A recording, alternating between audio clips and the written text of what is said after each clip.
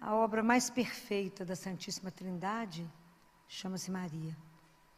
Ela é a obra de perfeição da Santíssima Trindade. E a outra, é interessante uma passagem de Santo Agostinho sobre a Santíssima Trindade. Alguém conhece? Dele na praia? Alguém já leu isso? Santo Agostinho andando na praia. Igual a gente anda, né? Anda na praia. Pensando sobre a Santíssima Trindade. Igualzinho a gente caminha na praia, né? Pensando sobre a Santíssima Trindade. Tentando entender a Santíssima Trindade. E aí, enquanto ele caminha na praia, ele vê uma criança que faz um buraquinho na areia, corre no mar, enche a conchinha de água, volta e enche o buraquinho. Vai no mar, volta, e ele fica olhando o menino fazer esse movimento. Aí Santo Agostinho fala com ele assim, o que você está fazendo? Ele falou, eu vou colocar o mar todo dentro desse buraquinho. Santo Agostinho falou, é impossível, não tem jeito. Ele fala com Santo Agostinho, assim também como é impossível você compreender o mistério da Santíssima Trindade. Olha as coisas que aconteciam com esses santos. Era um anjo, né? Como é que você vai conseguir colocar o mistério da Santíssima Trindade dentro do seu coração e da sua cabeça? É um mistério. Né? Então, se vocês não leram a vida de Santo Agostinho, de vez em quando vocês dão uma passeada por lá, que tem umas histórias muito interessantes. Né? Então, nós temos 3 coisas importantes. Nós vivemos a Santíssima Trindade, e quinta-feira nós vamos celebrar Corpus Christi. E é disso que eu quero falar um pouquinho. Está escrito em João capítulo 6, Jesus disse assim, quem come a minha carne, ele diz, no versículo 53, se não comerdes a carne do Filho do Homem, e não beberdes seu sangue, não tereis a vida em vós.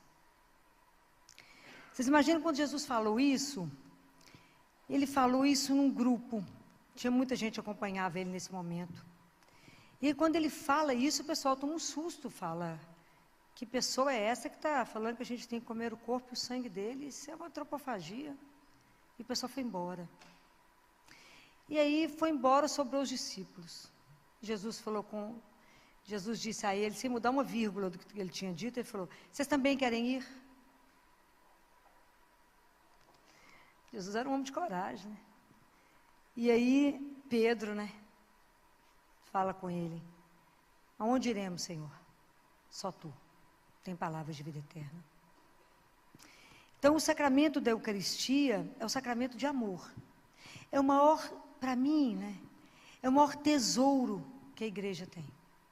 Porque é a presença de Jesus vivo. Todo Deus e todo homem. O fato dele ter assumido a nossa humanidade não se separou Deus e o homem. E em cada hóstia, quando consagrada, se você recebe a hóstia inteira, se você recebe um pedacinho, uma migalha, ali está Deus inteiro, todo homem e todo Deus. Então, nós recebemos um mistério, né? Nós temos o privilégio de ser alimentado pelo próprio Deus. Então, por isso que ele é chamado o pão dos peregrinos. Ele é o verdadeiro pão que desceu do céu, para nos alimentar, para nos dar força, né? Jesus fala para Santo Agostinho, a Eucaristia é o alimento dos fortes, cresça e coma. A Eucaristia é o alimento dos fortes, cresça e coma. Então, o quanto eu fico observando que nós, né, demoramos a tomar consciência que, de verdade, o que é a Eucaristia? Que presente é esse que nós recebemos de um amor infinito de um Deus, que vem até nós para poder nos alimentar, nos dar a vida. A vida. É aquilo que eu falo com vocês, a vida que é uma vida eterna, nos dar a vida. Porque é a alma que sustenta o corpo. Se a nossa alma não estiver nutrida, semana passada eu falava com vocês, respira, para vocês poderem entender que o ar alimenta, é o elemento biológico, para a nossa vida biológica, a gente precisa do ar. Assim como a alma precisa do Espírito Santo. Nós sem a Eucaristia não caminhamos. não crescemos, não aprendemos nada. Então, Deus Pai, o dia que vocês tiverem oportunidade, quem tiver o livro, O Diálogo de Catarina de Siena, tem uma parte que ele só fala da Eucaristia. Então ele fala que, na verdade, quando nós nascemos, quando nós somos batizados, é como se ele tivesse entregue a cada um de nós uma vela. E é com esse pavio dessa vela que ele colocou em cada um de nós, que a gente consegue ser inflamado na hora da Eucaristia pelo amor dele. Essa luz que nos faz brilhar, que nos sustenta, que dá, né, se a gente pudesse ter visão espiritual, poder ver as almas como é que ficam iluminadas na hora da Eucaristia. Mas que, na nossa vida, por causa do pecado, é como se a gente jogasse água no pavio. Então não consegue pegar o fogo. Então, por que eu estou dizendo isso? Porque a gente não pode entrar na fila de Eucaristia como se eu fosse receber qualquer coisa. Nós temos que desenvolver, pedir a Deus a graça, de entender que nós estamos indo receber Jesus vivo. Isso é um mistério, que Deus Pai fala que quando a gente recebe em estado de graça, porque como é que nós vamos fazer com que esse pavio de novo eu possa recebê-lo? Porque ele fala que se o pavio está molhado, Deus Pai, ele fala isso de uma forma tão doce, né, que é para a gente poder compreender. É como se o pavio encostasse, o pavio molhado encostasse no fogo. Ele só faz assim, tss, e não fica. É muito sério, gente. Então, quantas vezes a gente comunga, e ele fala, a comunhão não tem um efeito para a alma. Porque comungamos sem estar preparados. E às vezes a gente faz isso assim, todo mundo está indo, eu entro também na fila. Eu não entendo que eu preciso confessar. Aliás, né, no mundo que nós estamos vivendo o resto, eu estou falando com vocês, nós deixamos de fazer confissão, nós deixamos de entender o pecado. E aí, não matei ninguém, não roubei ninguém, entrei na fila. Não é isso. É mais do que isso. Muito mais. Então é preciso que a gente comece a pensar sobre isso, né? Como é que a gente está na disposição? Porque Deus Pai fala, aquela alma que comunga, estando preparada, você confessa e entra numa fila de Eucaristia, ele fala, quando a pessoa, as espécies do pão desaparecem, quando o pão some da sua boca, ele fala, eu deixo marcado naquela alma, igual, lembra quando as pessoas assinavam carta, tem alguns convites de casamento muito chique, que é como se tivesse pega uma cera quente e coloca um emblema, ele fala, eu deixo marcado naquela alma as minhas virtudes. Eu deixo marcada a força do meu amor, eu deixo o Espírito Santo e deixo a sabedoria do meu filho. E aí essa pessoa, quem pode contra ela? Ele fala, nem o mal, o demônio não pode, o mundo não pode, ninguém pode. E nós desprezamos a Eucaristia, eu tenho vontade de chorar.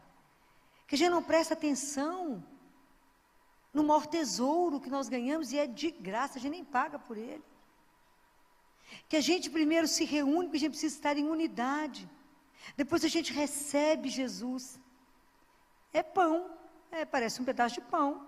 O olho vê pão, a mão toca e é pão, e é gosto de pão. Mas não é o sentido corpo, não são os sentidos do corpo. Quem se delicia com a Eucaristia é a alma. O paladar é da alma, porque sabe que está recebendo Jesus vivo. O quanto a gente precisa dessa graça, né? Para compreender isso, né? Compreender que de verdade, a gente vive esse mistério quando a gente está preparado. Deus Pai fala, olha o mistério que acontece, você em mim e eu em ti. Isso é um mistério. Alucinado. Como que a gente pode imaginar que a gente está em Deus e Deus em nós? Por que a gente não recebe isso? Porque a gente é despreparado para a Eucaristia. A gente não acredita que é Jesus vivo. Eu sou ministra da Eucaristia. Minha maior tristeza é ter que passar pelos bancos. Eu acho que as pessoas deviam fazer a fila quem quisesse comungar. Porque as pessoas mastigando chicletes continuam. As pessoas estão com o celular na mão e é Jesus vivo passando. As pessoas ficam assentadas e é Jesus vivo passando. Eu tenho vontade de cutucar no povo e falar, oi, levanta. É o Senhor. É o Senhor que está aqui, no meio de nós. Por que não acontece nenhum milagre? Por que não acontece uma transformação? Por que não somos transformados? Porque não cremos. Não cremos. Nós cristãos temos o maior tesouro na mão.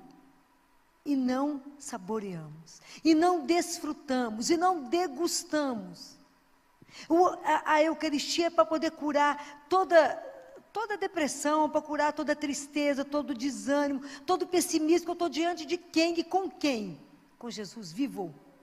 O mesmo que andou na Galileia, o mesmo que curou tanta gente, o mesmo. Você recebe na sua mão. É de morrer. E Ele nos dá essa graça, nós podemos nos alimentar todos os dias. De quem você se alimenta? Daquele que me sustenta, daquele que me faz caminhar, daquele que é a minha vida, porque senão eu não terei a vida. Eu tenho um corpo que caminha morto, mas eu não tenho a vida. Quantas pessoas vocês encontram no dia mortos? Está achando que está vivo, mas está morto. Sem vida nenhuma, porque não crê, não recebe o alimento espiritual. E nós católicos vamos deixando isso de lado. Nós precisamos de reacender em nós esse amor. Existem livros, né? Vocês podem procurar na internet, existe livro. Todos os milagres eucarísticos, de toda forma, o Senhor já provou que Ele existe, que Ele está ali, vivo. Corpo, sangue, alma e divindade. E a gente pode receber esse Deus. Que à medida que a gente vai recebendo, que a gente vai sendo transformado, né? É o que Deus fala, que Jesus fala para Santo Agostinho. Agostinho, tudo que vocês comem, todo alimento que vocês recebem, dentro do corpo de vocês, pelo processo de digestão, ele é absorvido, ok? Tanto que a gente fica lá contando as calorias, os carboidratos, né? É assim. Quando vocês recebem a Eucaristia, é diferente. Não é vocês que assimilam esse alimento, mas sou eu que os assimilo. Isso é uma coisa de louco. É tanto mistério que a gente não consegue compreender muito, não. Porque é muito. Então eu fico pensando, como é que Deus pode nos transformar? Como é que Ele pode transformar o nosso coração? A nossa vida, o nosso pensamento, nos dá inteligência para poder compreender a dimensão disso. Pensa no milho para fazer pipoca. Ele tem que passar onde? No fogo.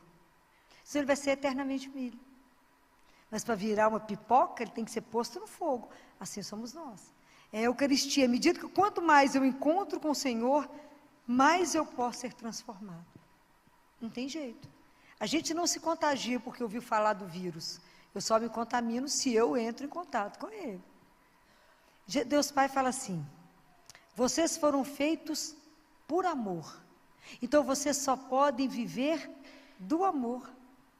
Se vocês não se nutrirem de amor, vocês não conseguem sobreviver. A alma precisa do amor para poder permanecer de pé.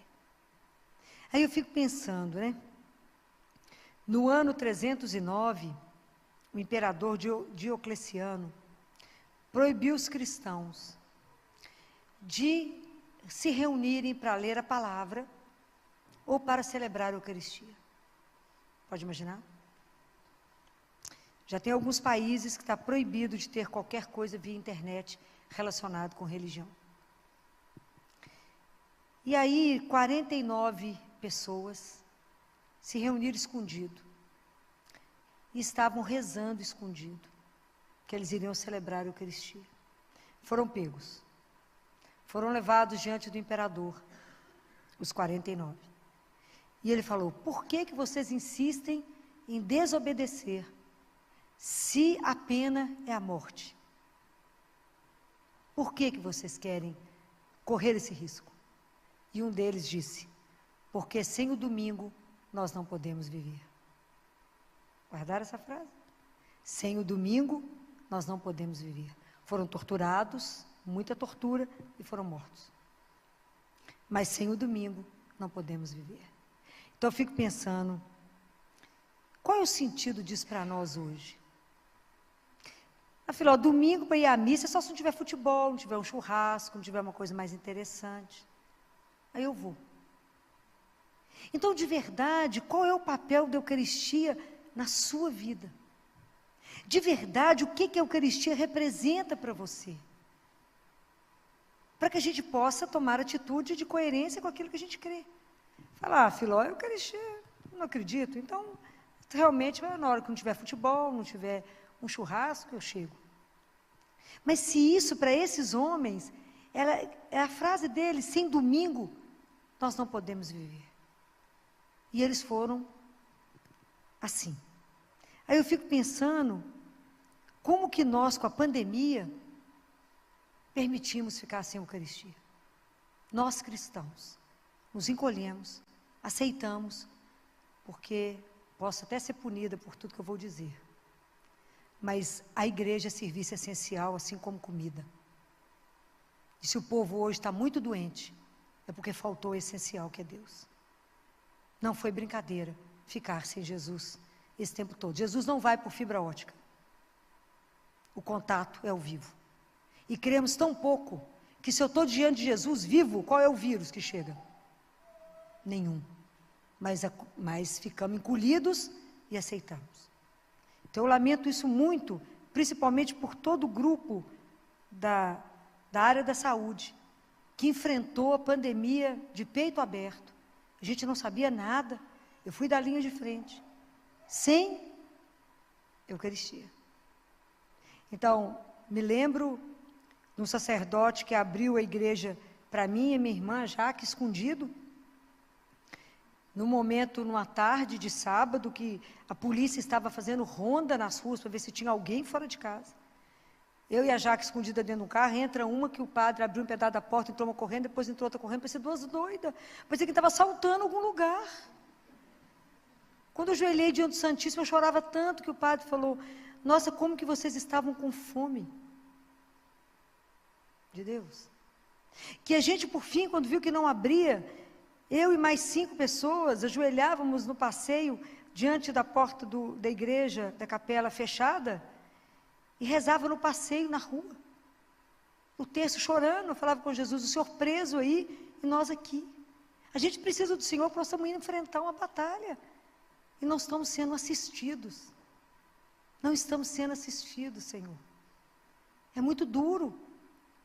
Né? Eu gravei alguns vídeos lá para dentro, interno, lá na Santa Casa, ajudando os colegas a ficar de pé. Teve um momento que o povo achava que não aguentava mais. Ambulância sem cessar. Não havia fim, o povo entrando em exaustão, cansado, não havia quem trocasse, quem revezasse. E o povo firme, a Santa Casa teve 600 leitos de Covid. 100 leitos de CTI de Covid. E teve muita gente que teve que ser retirada, as grávidas, a turma acima de 60. Foi um período difícil. E nós, desamparados. Por que o mundo fez isso? Porque não vê a presença de um Deus real. E nós, cristãos, calamos, acuamos, não brigamos, não fomos para a rua rezar, ficamos com tanto pavor da morte, né? Tomamos consciência que ia morrer pela primeira vez, eu acredito. E acuamos, não gritamos, nós precisamos de Deus vivo. Falei com Jesus, ô meu amigo, o que o povo acha que é de verdade a Eucaristia? Como é que o povo está conseguindo sobreviver? Tem gente que ainda não sai de casa, não vem à igreja com medo. É isso que fizeram. Falei com vocês outro dia. Hoje nós estamos sendo submetidos ao martírio. Não do corpo, falei. Hoje eles querem matar a nossa alma. E se tirar o nosso alimento, vai nos matar. E nós permitimos isso. Porque não fomos como esses homens que falaram, sem o domingo, não podemos ficar. Ia ser uma revolução espetacular, branca. Né? Assim, no sentido de que, sem sangue, nós só queríamos receber Jesus. Né?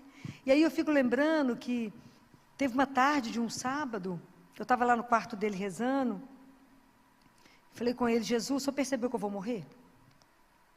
Porque o Senhor é a minha vida. O Senhor é a minha força, é a minha luz. Sem Eucaristia eu não vou sobreviver. Sem adoração ao Santíssimo, eu não vou sobreviver. Está difícil, está pesado, nós não estamos parando, nós estamos trabalhando do mesmo jeito, sob uma pressão absurda, tendo que sustentar psicologicamente tanta gente. E quem está nos sustentando? Nós estamos abandonados, Senhor. As portas da sua igreja estão fechadas. Igreja para mim fechada é museu. Eu preciso do Senhor vivo. O que vai ser de mim sem o Senhor? Mas Deus não desampara ninguém. E aí eu lembrei de uma pessoa que frequentava um mosteiro.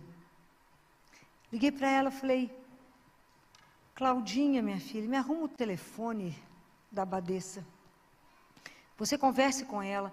Se ela me permite entrar, não vou fazer contato com elas, é claro, não vou invadir a casa delas, não vou levar nenhum risco para elas. Eu não vou fazer contato, não vou vê-las. Elas podem ficar guardadinhas lá. Eu só preciso entrar no Santíssimo. Eu preciso encontrar com Ele. Eu preciso ver Jesus. Eu preciso que Ele me veja. Eu preciso receber a força dEle, porque senão eu vou cair. Eu não vou dar conta. A pressão é muito grande. Essa pandemia não foi uma brincadeira. E aí ela falou, a irmã disse que você pode ir lá, quantas vezes você quiser, e te convidou para assistir à missa. Eu achei que eu fosse morrer. No dia que eu recebi a Eucaristia, eu chorava tanto que eu achava que eu fosse morrer. Porque eu estava de verdade encontrando com aquele que é a minha vida, com aquele que nutre, com aquele que te dá força, com aquele que é sua coragem, com aquele que te coloca de pé mesmo e fala, estamos juntos, você não está só. Né? Então foi um período sofrido e por isso eu trago isso para vocês pensarem. De verdade, qual é que lugar ocupa a Eucaristia na minha vida como cristã? Como é que eu posso crescer no amor, diz Deus Pai? E o crescimento é só enquanto vocês estão aqui, Ele diz. Quando vocês chegarem aqui, nenhum passo a mais. Vocês não crescem mais nada no amor depois que chegar aqui. Então, como é que nós podemos parar e pensar nisso? Esse mistério louco de amor. Um Deus que vem até mim e se permite, né, permite estar em cada um de nós. Permite nos alimentar. E permite nos ajudar, porque a Eucaristia ela é um movimento. Eu recebo o Senhor. Se eu reconheço Jesus vivo na Eucaristia, eu tenho que reconhecer Jesus vivo em você. No meu irmão. Então eu reconheço aquele que sofre, aquele que está com dor, aquele que está com fome, aquele que está com frio. Porque isso é um ato, porque a Eucaristia te faz crescer no amor, na caridade. Não posso adorar Jesus aqui e virar as costas para o meu irmão ali. É uma incoerência. Ok? Não podemos. Porque a Eucaristia nos move ao sentimento da comunhão. Somos uma comunidade, somos irmãos. Então, eu não posso fechar as portas ou dar as costas para aquele que sofre, porque é Jesus que sofre nele. Compreendem? Então, nesse sentido, a Eucaristia é uma festa mesmo da comunhão. Né? Eucaristia é significação de graças. Eu vou trazer ao altar as fadigas do meu cansaço, do meu trabalho, o fruto da terra, porque se a terra dá alimento para nós, é bênção do Senhor. Não é?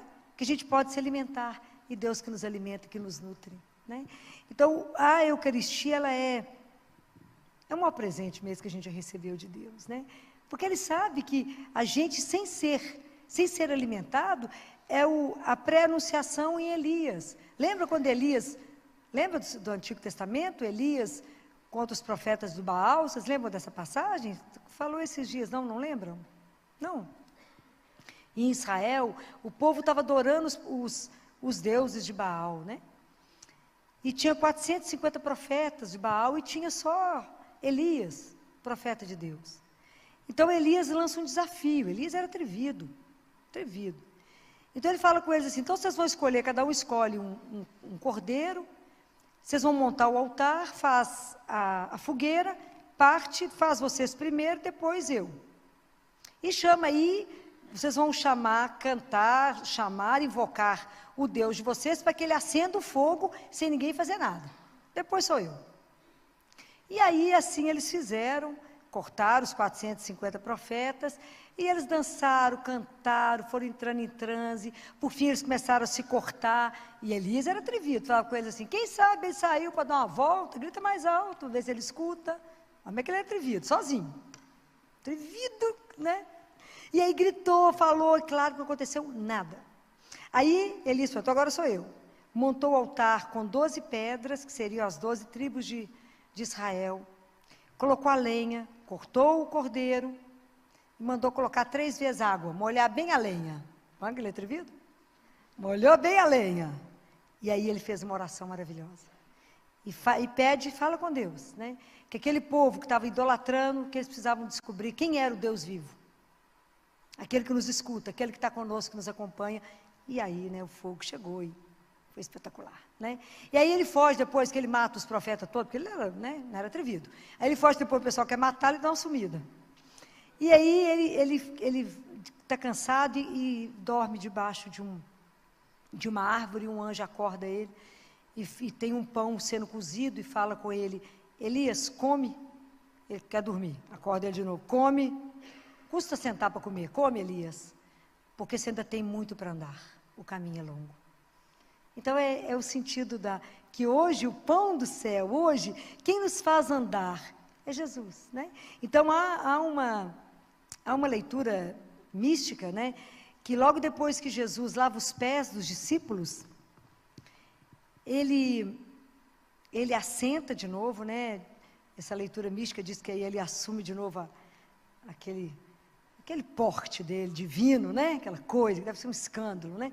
Aí ele assenta, onde ele vai distribuir o pão para os discípulos, e antes dele fazer isso, diz que os anjos ficam paralisados, porque ele chama o Pai, e fala, eu quero pedir permissão para o que eu vou fazer agora. Claro que o Pai já sabia o que ele ia fazer, né? Os anjos não, né? E ele fala, eu quero pedir permissão, para que em cada parte desse pão eu permaneça, e que em cada gota do vinho eu permaneça, porque eu não posso deixá-los, ele fala, olha que amor, eu não posso deixá-los, se eu for, eles morrerão. Eu preciso permanecer com eles. Então eu peço autorização para ficar no pão e no vinho, para que eu seja o alimento, o sustento, o companheiro de caminhada. É Deus conosco, né? Ele que caminha nesse mistério conosco, né? Eu não posso ir, ele fala com o Pai, se eu for, eles morrerão. Isso é um mistério de amor. Então nós precisamos muito nessa quinta-feira adorá-lo, falar obrigado, Senhor, porque o Senhor não desistiu de nós. Obrigado porque o Senhor não nos abandonou. Obrigado porque apesar da nossa ignorância espiritual, o Senhor permanece insistindo conosco, se oferecendo. O Senhor não se recusa a entrar na minha alma, mesmo que eu comungue inadequadamente, porque eu não tenho consciência que eu não deveria comungar. Mesmo assim, o Senhor permanece ali, para ver se me desperta outra vez. Então eu pedi a Ele, nós precisamos da graça, Senhor, de entender. É mistério, nós não vamos compreender. Mas ter um amor tamanho dentro do nosso coração, ter um amor que nos inflama tanto, Senhor, que a gente trema na hora de te receber. Deus Pai fala, Catarina, vocês entram na fila, cada um é como se tivesse uma vela na mão, cada um com um tamanho. O tamanho da vela, Catarina, é a disposição do amor que vocês têm para conosco. Então, uns têm 5 centímetros, outros têm 1 metro. Mas as pessoas, se fosse uma labareda imensa, as pessoas do mundo inteiro poderiam buscar essa luz, e essa luz não diminui. Ela é capaz de iluminar o mundo inteiro. E se você comungar, ele fala, com pecado, essa luz não se suja, porque ela é uma luz, como a luz quando pega uma superfície que está suja, ela não se contamina com a sujeira. Somos nós, né, gente? Então a gente precisa pedir a Jesus a graça, né? São muitas graças. A graça de amá-lo, de ter uma gratidão a Ele pela Eucaristia. Que essa quinta-feira vocês dobrem os joelhos, faça adoração, faça procissão, mostre o mundo para Jesus, que Ele já conhece. Mas passeie com Ele. Amo as procissões da Corpus Christi, a gente andando com Jesus, assumindo a nossa fé, leva Ele no mundo. Adore o Senhor, prolongue esse amor. Seja grato a Deus, né, por tudo isso. Então faça adoração, Ele está vivo. Não existe um amor como esse. Era para a gente pensar demais. Se você tem alguma coisa te entristecendo, às vezes a gente termina os relacionamentos, chateado que a pessoa não nos ama, ou esse amor é tão pouquinho. Pensa no amor infinito que Deus tem por você. Pensa nisso. Fala, gente, mas eu sou tão amado que eu fico até com vergonha. Como diz São Paulo, o seu amor, Senhor, nos constrange. De tanto que o Senhor nos ama, a gente fica até constrangido. Ama tanto que a gente fala assim, o que eu faço agora? Onde é que eu ponho a mão? Esse amor, desmedido. Um Deus que se derrama. Não tem mais como Ele se dar, né? Então, eu pedi a Ele a graça de nos ajudar a preparar para cada Eucaristia. Nos dá a graça da confissão mensal. Mensal. Não confessem uma vez por ano. Não confessem de vez em quando. Confessem todo mês. Pelo menos todo mês. Se preparem para que a sua intimidade, a Eucaristia chama por intimidade, aquele Deus em você e você nele, ser íntimo demais. Você possa estar com a sua alma preparada para recebê-lo, para acolhê-lo, para aquele abraço, né? Para que a força dele te carregue. Para que ele possa realizar na sua vida tudo que ele sonhou. Para que ele possa terminar essa obra que ele começou. Não é assim um salmo que a gente fala? Senhor, não permita que essa obra que o Senhor começou fique inacabada. Não vamos colocar empecilho no agir de Deus na nossa vida. Vamos permitir a Ele que de verdade, né, a gente seja marcado como uma cera, né, assim, colocar alguma coisa para nos queimar mesmo, de verdade sermos transformados.